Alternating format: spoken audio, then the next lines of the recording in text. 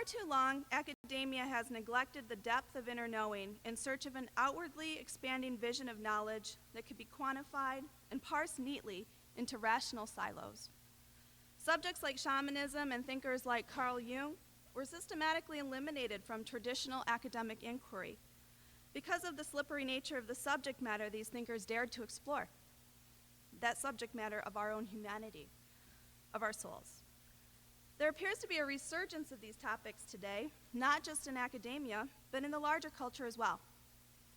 As our speaker tonight engages the question of why shamanism now, I invite you to clear the space of past prejudices against ideas that challenge our rational minds and open the space for the intellect to dialogue with parts of ourselves that are deeper, more emotional, and more intuitive.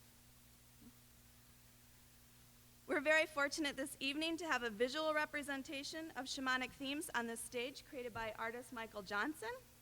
Michael, could you stand up? He's also been drumming for us. Aren't they beautiful? Aren't they gorgeous? These pieces came from the vision he received 3 years ago to create nature-based art to help people reconnect with the earth. You'll have an opportunity to meet with Michael Johnson in the reception following tonight's talk just across the hall. Our speaker tonight is C. Michael Smith, aka Mikal.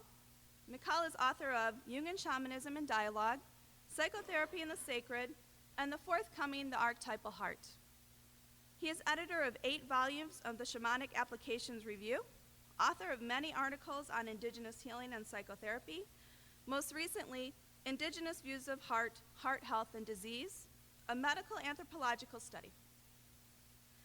Initiated into the Ecuadorian Quechua path of the Achek via Don Alberto Taxo, and by the Cherokee Metis healer Ig Vindowea, Mikal teaches workshops on shamanic healing and shamanic counseling internationally, and has been a shamanic practitioner and Jungian psychologist for more than 25 years.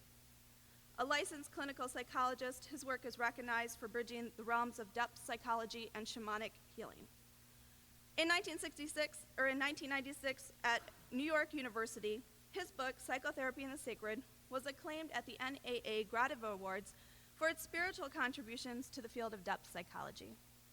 Mikal is director of Crow's Nest Center for Shamanic Studies in Southwest Michigan. There are many friends of Crow's Nest here. Could you guys stand up and be recognized right now? Friends of Crow's Nest. They'll be helping us with some drumming later. And he also sponsors an annual Vision Quest and Wounded Healer Wilderness Retreat on South Manitou Island. He is currently teaching shamanism in North America and Europe, and the Cutting Edge Psychotherapy Training Center Institute Resources in Brussels, Belgium, and at the Centre Tri-Murti, a spiritual retreat center on the French Riviera near Saint-Tropez. Busy guy. Will you please help me in welcoming C. Michael Smith?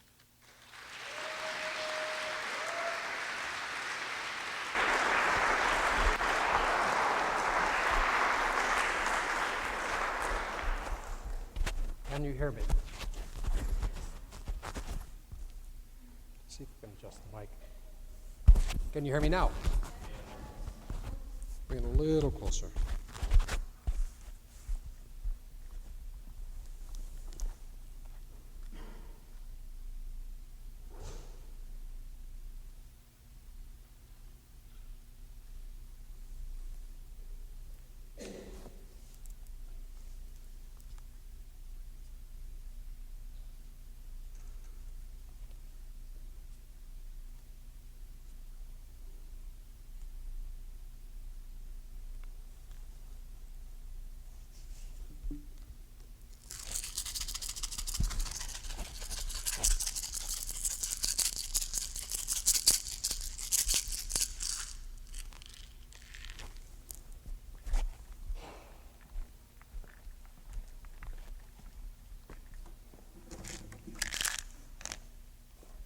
Before I begin the discussion tonight, I would first like to acknowledge the Great Spirit, and I'm going to do this in 2 ways. I am going to sing a chant inviting the Great Spirit to arise in our hearts. This is the Great Iro, Migize Manido. The chants themselves are prayers, but when I'm finished with the chant, then I'm going to speak directly with the Great Spirit.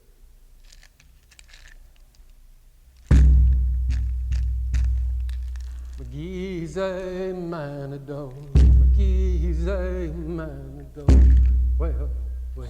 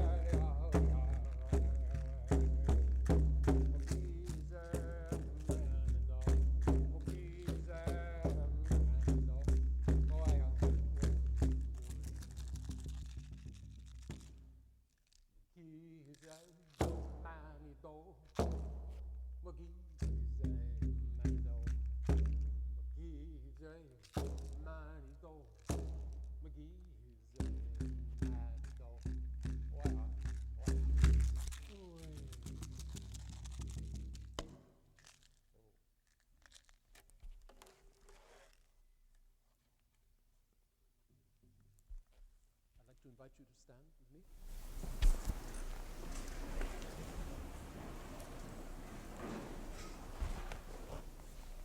Oh, Great Spirit, it is me, Michael. You today, who I felt your voice on the wind. I felt your touch in the rains. And sometimes at night, I hear you chant with the coyotes under a full moon. Thank you for my life. Thank you for our lives.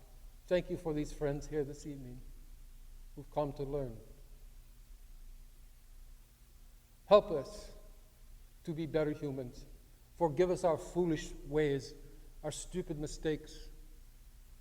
Forgive us for the ways we have hurt Mother Earth and one another. Help us to open our hearts,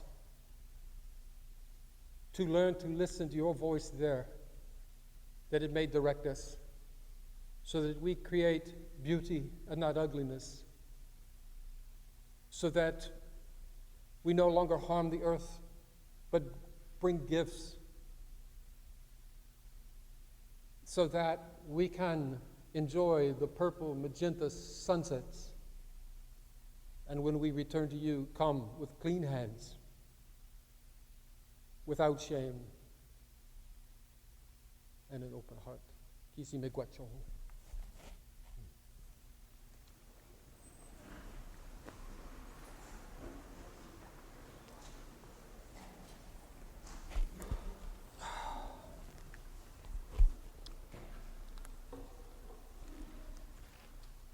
Want to double check the microphone system? Can you hear me okay? Anybody can't hear me, just do this. Needs to be louder. Could we go a little louder in the sound booth? Can you hear me now? Okay. A little tricky doing chants with a microphone and also talking, so I have to kind of tone it down. I'm Michael Smith. My friends call me McCall. You heard the introduction. I sound like quite an academic, and I have been that. But at this place in my life, after 30 years of practicing a heart-centered, earth-honoring shamanic path, for me, it's no longer about getting it right or being academic. You can find my books. You can read my books if you're interested in that sort of thing. They're very scholarly. They make demands on the reader, but they have a lot of information. And in that way, from the points of view I write in my book, I know that I'm one of the most knowledgeable people about shamanism worldwide. And so if you're interested in that subject, you can look there. But tonight, I want to talk about the spirit, the soul of shamanism, and why we're here in the first place. Why have all of you come? Could I just see a show of hands? How many of you have heard the word shamanism? Okay. For how many is it a new word or a new idea? Okay. How many have known about it for a long time? Okay. How many of you practice some form of it? Nice. Yeah, that's good. When I started out 30 years ago, a little more than that actually. 30 years makes me sound young. It's 36 years ago. Hardly anybody knew that word except scholars. And the word entered English language in the late 1700s. The first anthropologists who were missionaries in Russia, Siberia, Central Asia, saw this word and applied it to any form of medicine man, medicine woman, any form of an ecstatic healer. So the word was kind of stolen from an indigenous culture in Russia. And it's a little odd, and I feel bad about it, but there's nothing we can do about it now. Okay, you're a devout Jew, and you have a rabbi in your congregation. You might be offended if somebody started calling themselves a rabbi that had never been to rabbinical school, that came from a different culture and didn't observe your ways. It must seem really odd. Of course, many of the Russian and Siberian tribes, they have different names. There's Kamis and Samis and so on. But the word shaman comes from the Tungusic tribes. It belongs to those peoples. Yet it's entered in English language. My teachers in North America, Mexico, and South America all use the word. So what is this word about? First I'll say something about that.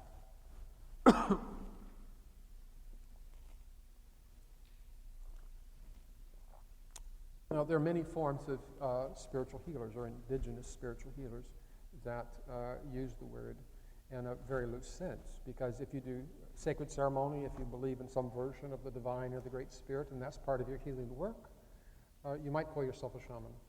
But the way the scholars defined it, they wanted to track it historically around the planet.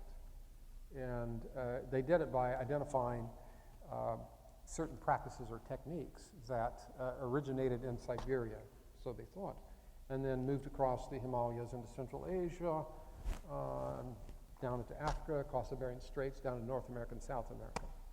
So by tracking it with this one technique, they thought they could understand the spread of shamanism around the planet. Not really entered into that view was the idea that it might spontaneously occur and arise. But what the word has come to mean in a strict sense is a shaman is a specialist in the sacred who enters a trance state or an ecstatic state, or you might say a very powerful altered state, and takes a visionary journey into the other world. We could call it the spiritual world, the non-ordinary reality. And shamans tend to envision this as a three-storied cosmos with an upper world, a lower world, and of course our everyday world. But these three worlds aren't separate. They are inside each other. So that we all have an underworld inside us and an upper world, and we're all right here living it. So this three-storied cosmology is really the shaman's conception of the divine. You heard me speak of the great spirits, but in the shamanic idiom, the great spirit can be communicated with through these three realms and through the different spirits or beings or images that the shaman interacts with in trance.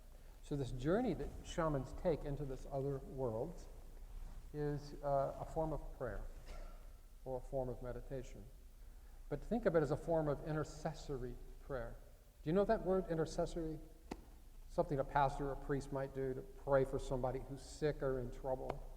Oh, Lord, please help them, my friend. So shamans do these journeys often to help other people, or help Mother Earth, or help animals, plants, and this sort of thing.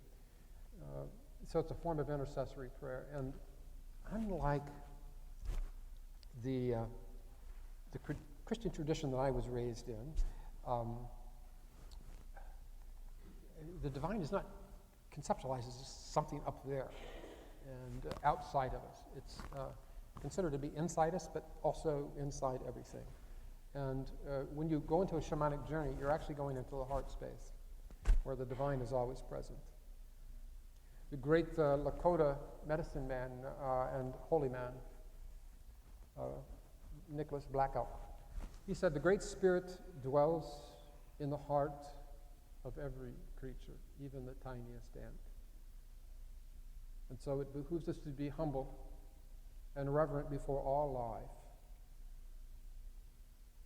And we can do that when we can see it as sacred. It's not sacred because we say so. It's sacred because the Great Spirit is in every being, in the center of every being.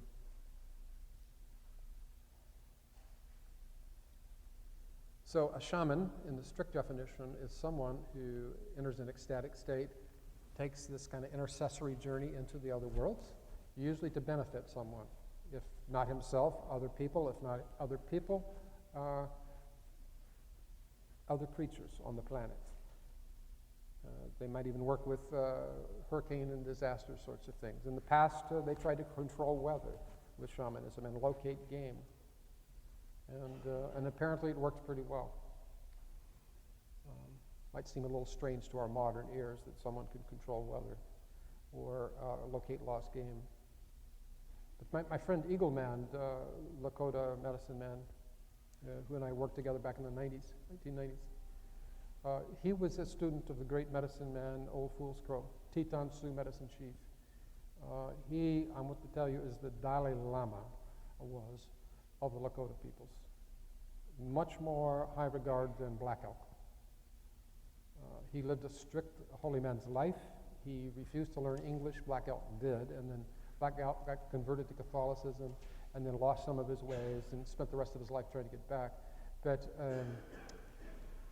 Old Fool's Crow refused to. He wanted to be a hollow bone for the Great Spirit, and he was not going to let some white man convert him into some other way. And so he spent his whole life talking the Lakota language.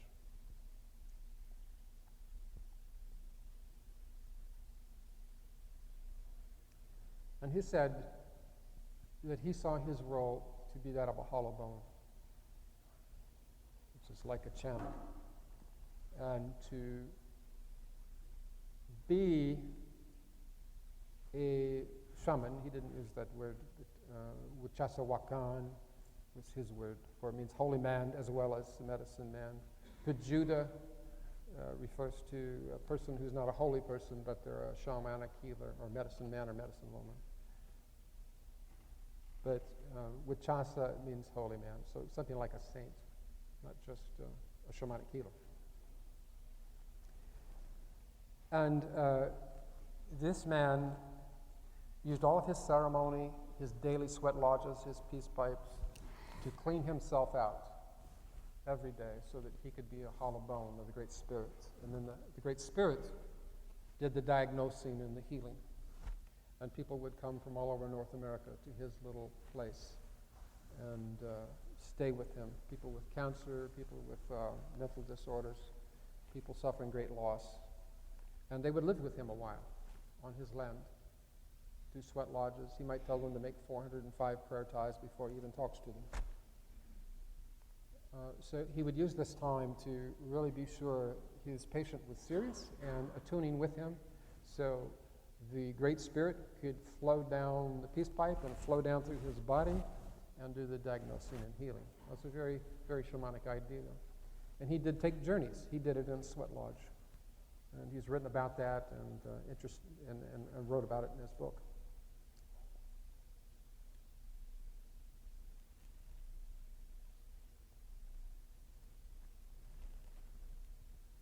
So Ego Man,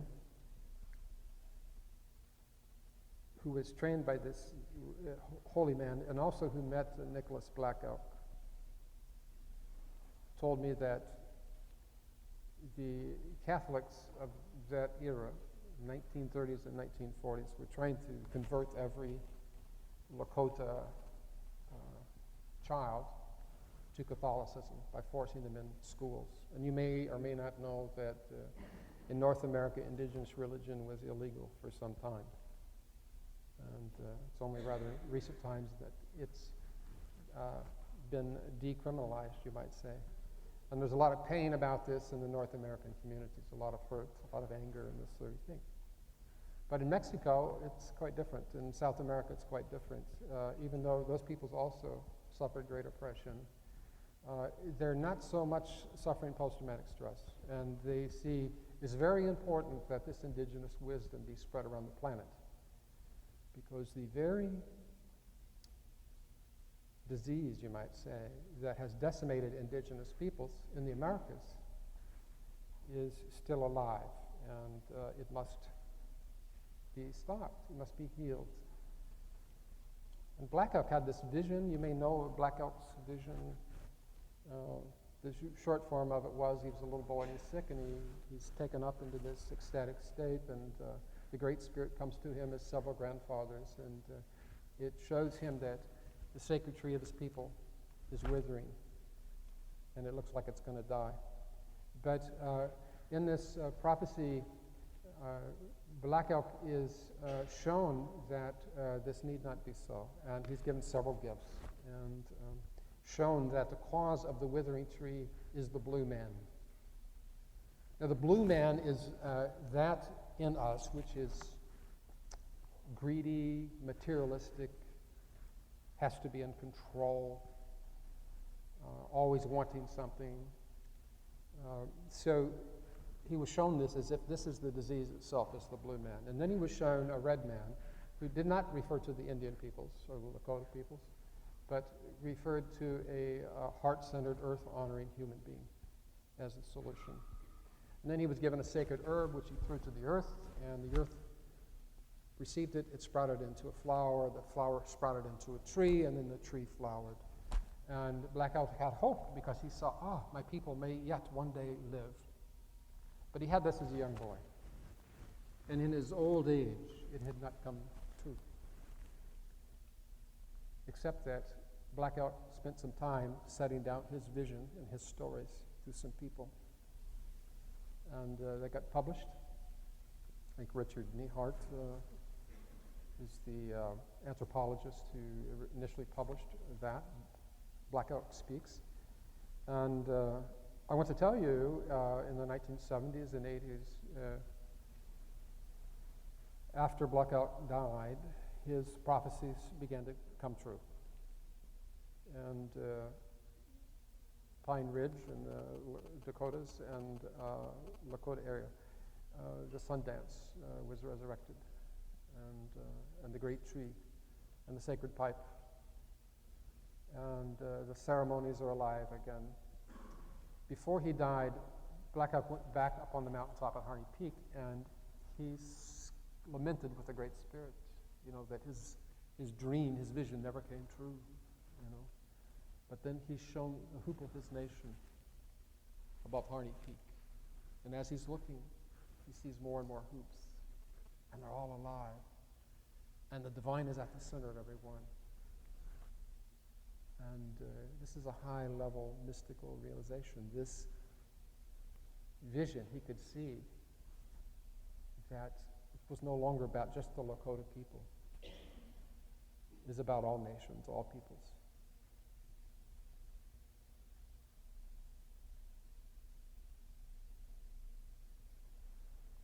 Shamanism is about living in a way that's aligned with the sacred, the Great Spirit.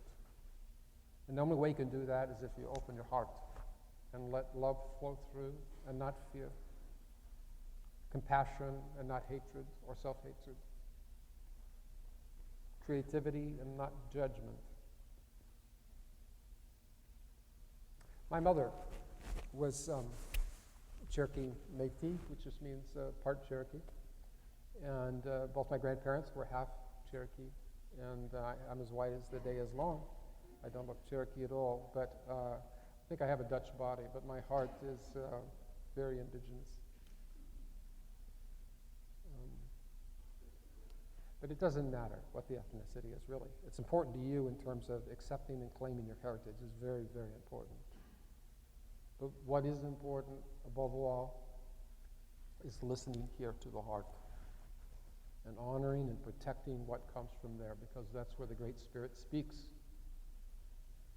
The Great Spirit created you. And I think of the Great Spirit as a great shaman. A shaman, a visionary.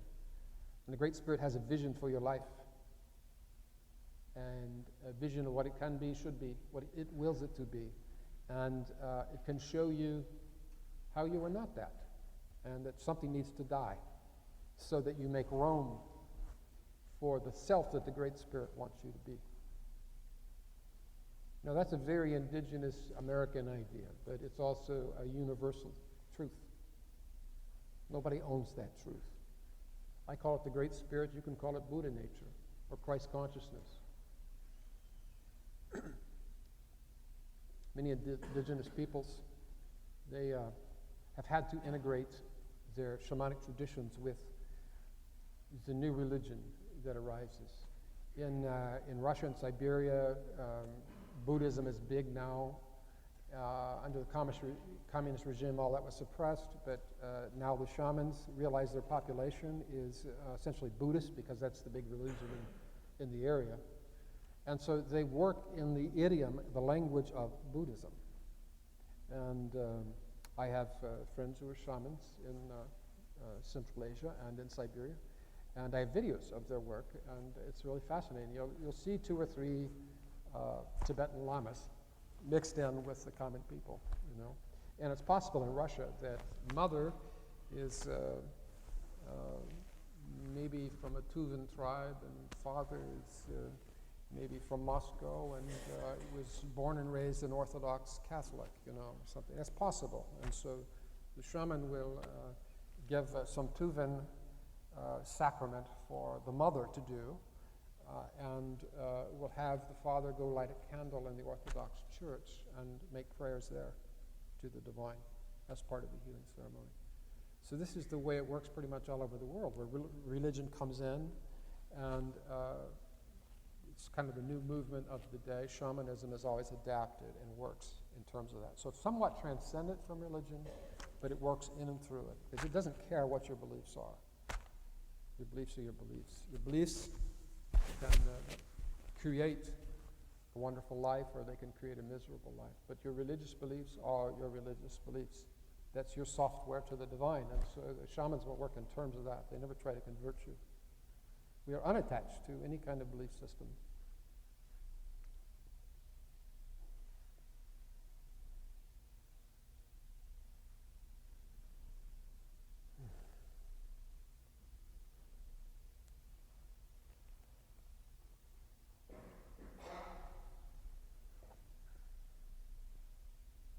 I like to take a little bit of time, let things connect in the background.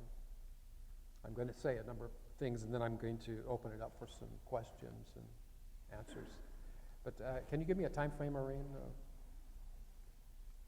We started a little late. I don't know if we need to stop. 6:40, so we have 20 minutes. 20 minutes.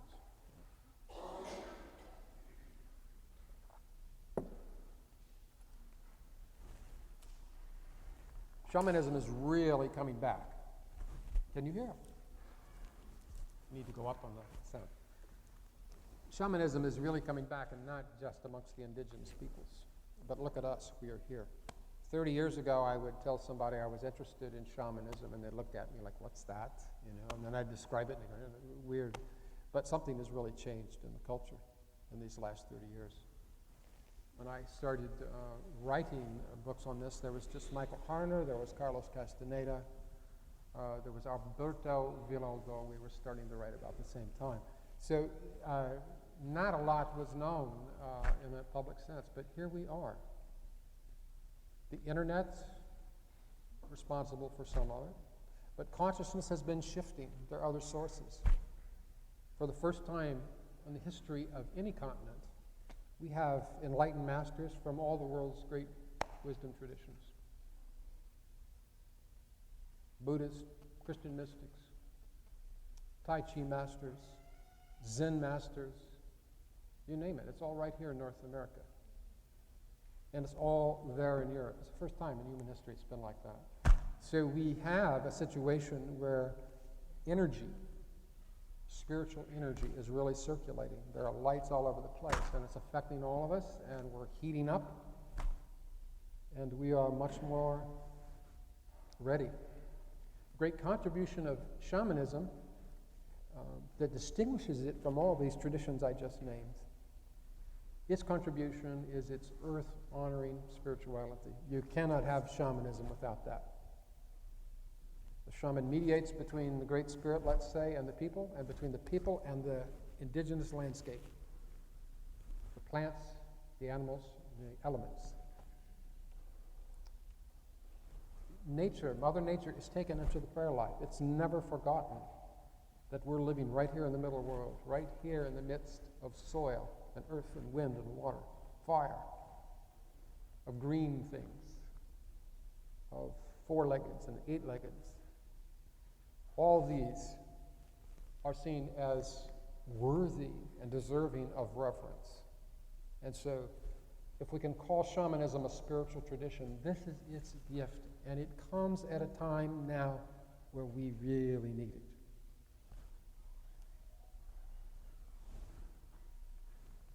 Another gift of shamanism is its understanding of the heart.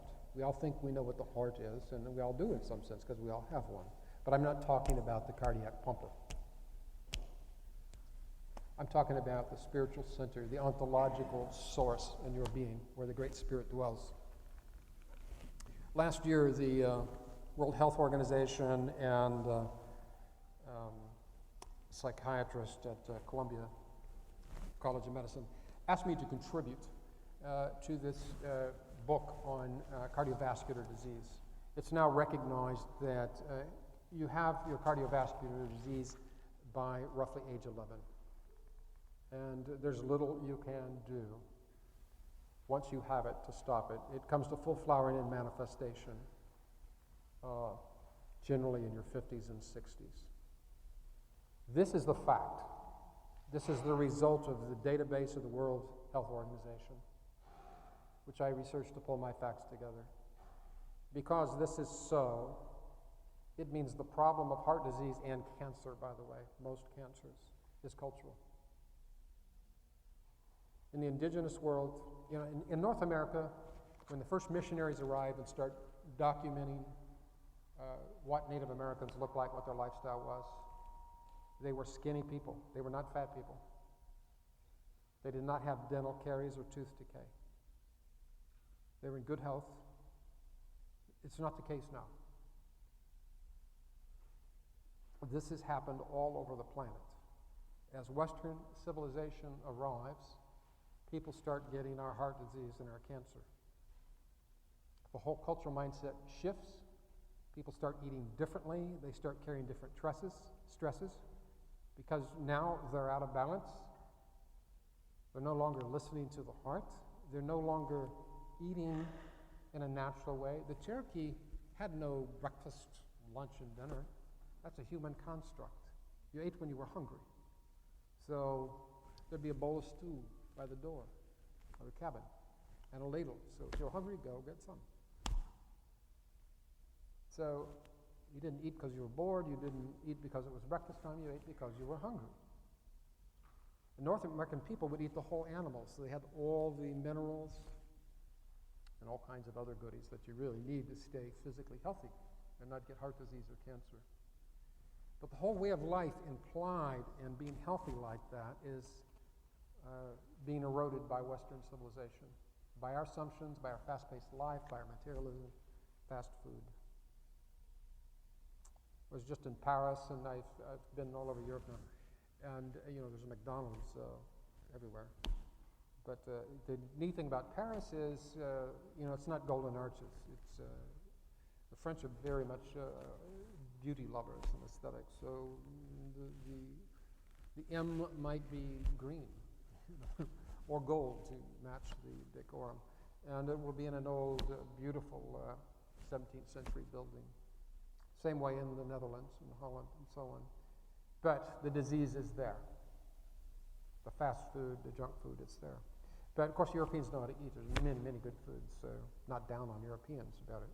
I'm saying that our lifestyle and the pace at which we live has shifted, and it's causing us to think about eating, think about health in ways that really aren't natural and help keep us in balance. So as I was doing the research for the World Health Organization, and I was wearing my medical anthropologist hat at the time, I was horrified to see it. I saw all kinds of demographic maps, and you can go to the World Health database. It's online. Anybody can go there and look at the stuff. We are getting heart disease somewhat under control here, and we've made great headways with cancer. But that's not happening in South America or any third world country, where now these diseases are spreading like wildfire. But you know what? There's hardly any modern medicine there to deal with the consequences of it. And if there were, the people couldn't afford it. There's no such thing as insurance. So it's a very, very sad thing to see. But it makes very clear to us that the change has to come before we reach the age of 10.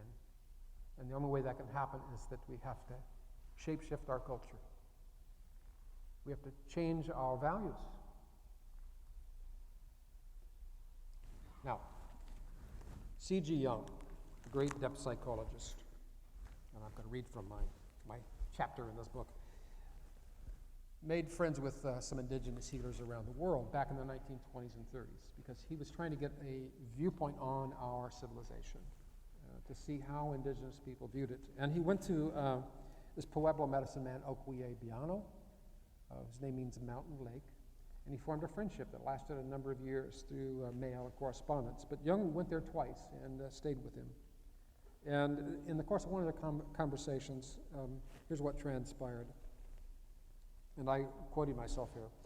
When Jung inquired of the Pueblo medicine man why he thought the whites were the way they were, and he had said, we think the whites are crazy, they're always stressed, they're tight, they're always wanting something, their eyes look greedy, we think they're mad. So Jung says, why do you think we're this way? He said it was because they think with the head. And Jung said, why, of course. What do you think with? And the old medicine man just did that.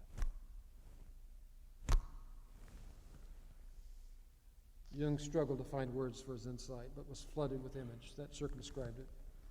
And I quote Jung now. This Indian had struck a vulnerable spot, unveiled a truth to which we are blind. I felt rising within me a shapeless mist, something known, unknown, and yet deeply familiar.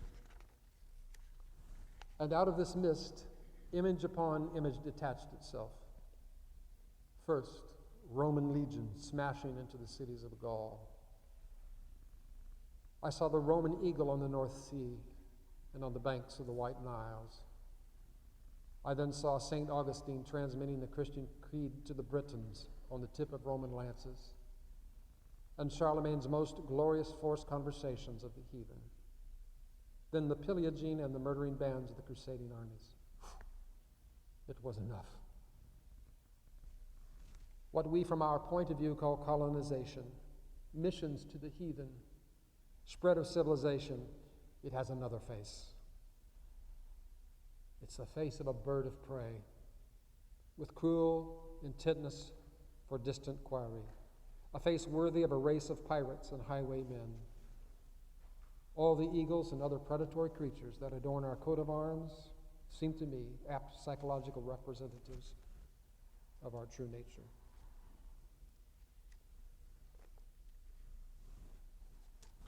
Well, perhaps you'll feel Jung was a little hard on us at that moment, but I sure sympathize. I feel the truth in what he was saying. I like the coats of arms. I just did a wedding ceremony for a friend and former apprentice, and he's half Scotch and half Cherokee.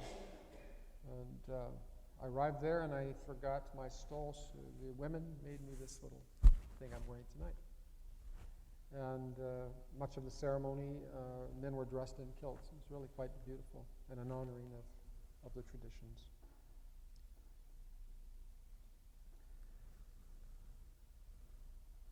But the heart, it's our inner compass. And I'm going to show you how to listen to it in an indigenous way. This is a gift of indigenous people of the Americas in particular, but it's known all over the world. Close your eyes a minute. Go inside. Put your intention in the middle of your body. And bring to mind, let's say, somebody that you don't like to be around for some reason. Now don't think about why. Just notice your instinctual response right there. And notice what happens in the middle of your body. To the tissues, to the muscles. Then let that go. Take a deep breath and think about someone you love to be around. And notice what happens there.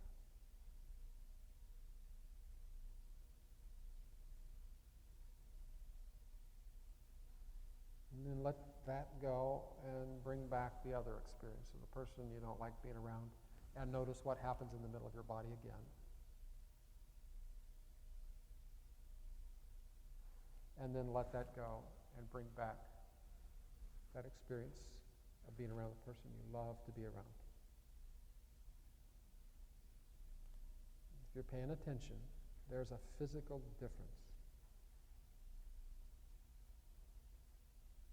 Okay, you can open your eyes.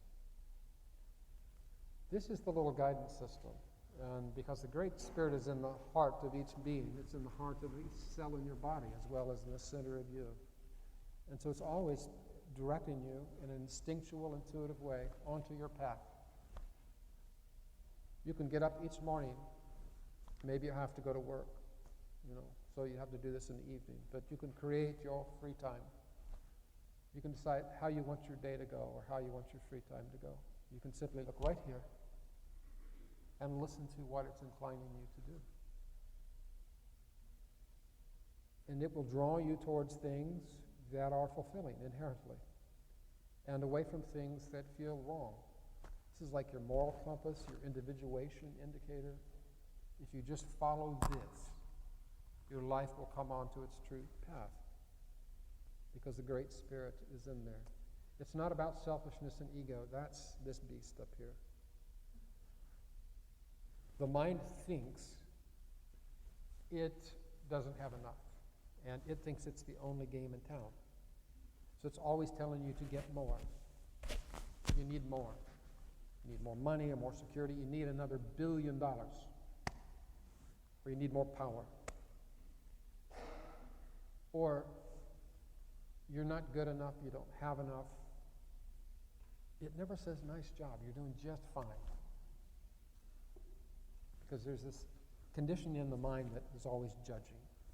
And it's a source of much human suffering. It's the desiring mind that Buddhism talks about.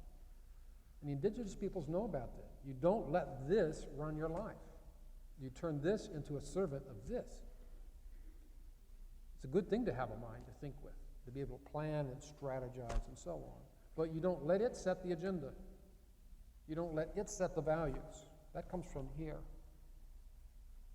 So shamanic way of life, shamanic path, is all built around listening to this, honoring what comes, thinking about how you might make it happen, and protecting it until it's established, till it has manifested.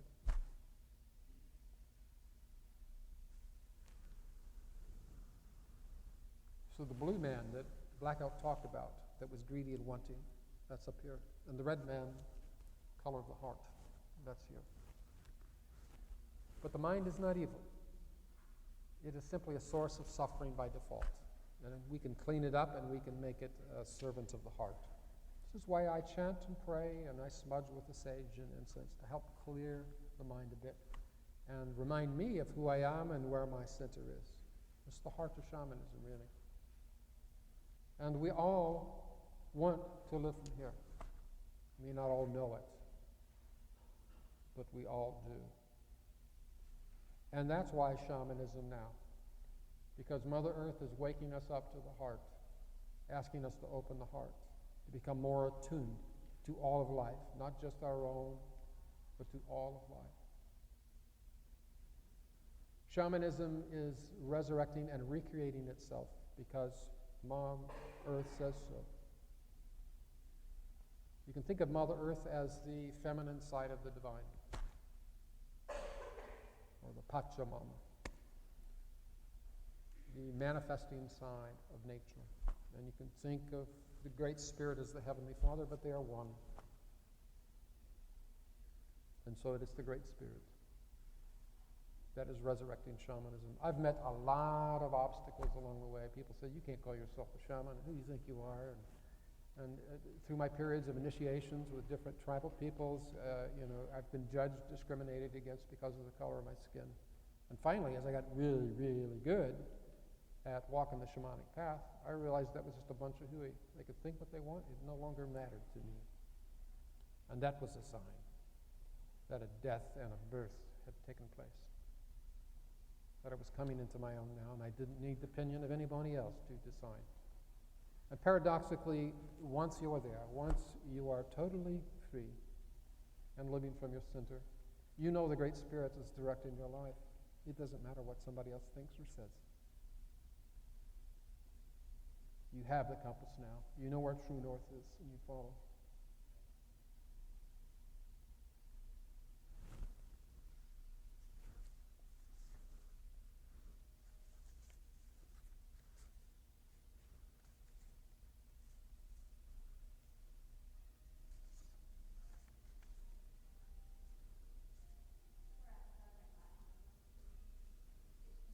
Yes, I'm aware of the time.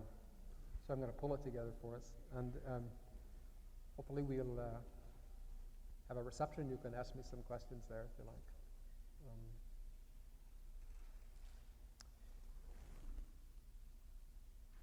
So what we need is a dream change, shape-shifting of our minds, our value systems, so that we can benefit from the shamanic awakening that's happened now all over the planet. I thank you for coming and for listening. I'm honored that you were here. Kishimigachi.